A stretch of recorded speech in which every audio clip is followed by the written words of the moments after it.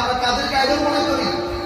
রাগ করবেন না, ফিফা ওয়ার্ল্ড কাপ চলতেছে এখন। মুসলমান ঘরের সন্তান হয়ে আমরা মেসি, নেইমার, রোনালদোকে আমাদের আইডল মনে করি। কথা বল ঠিক কিনা?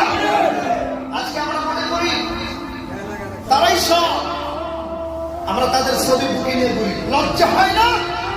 মুসলমান ঘরের সন্তান হয়ে ইহুদি খ্রিস্টানদের ছবি বুকের মধ্যে নিয়ে মুসলমান ঘরের সন্তানরা ঘুরতেছে। কথা বল ঠিক কিনা? মুসলমান ঘরের সন্তান হতে পারে না।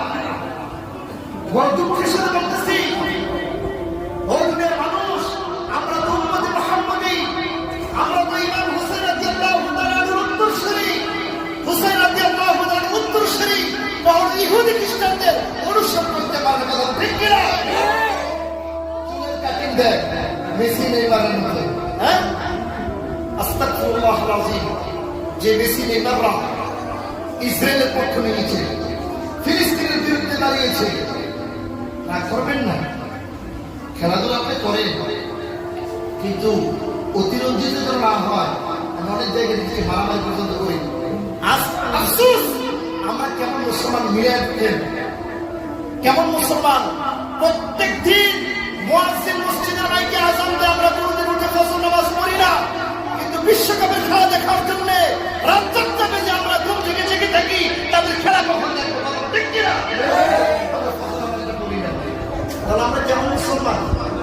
নামে মাত্র মুসলমান হয়েছি, এখন আমরা ইমানদার হতে পারি না। কথা ঠিক কিনা?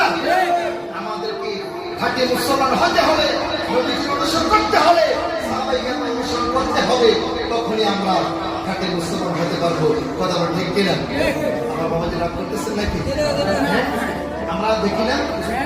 আমি দেখছি ঢাকাতে বলে বিভিন্ন জায়গায় প্রজেক্টর লাগিয়ে রাত 3টা 4টা, কি ব্যাপার, সারা রাত ঘুম বাদ দিয়ে তারা আর টেলিভিশনের সামনে দাঁড়িয়ে খেলা দেখতেছে। অথচ আমার আল্লাহ বলতেছে যে নামাজ পড়। আরে নাফরমান, একটা বার কি এই চিন্তা আসে না? এখন যদি মরে যায় খেলার মধ্যে দেখতে দেখতে, কি চমকটা দিব? ফজর আমাদের জন্য আমাদের ঘুম ভাঙবে না, আর কাঁদতো নামাজ পড়বো না, বাবে ডাক দিলে আর যাও তোমার নামাজ পড়ে পড়ো, কিন্তু খেলার জন্য ঘুম থেকে উঠে। এবার দেখেন আমরা কোন পথে আছি।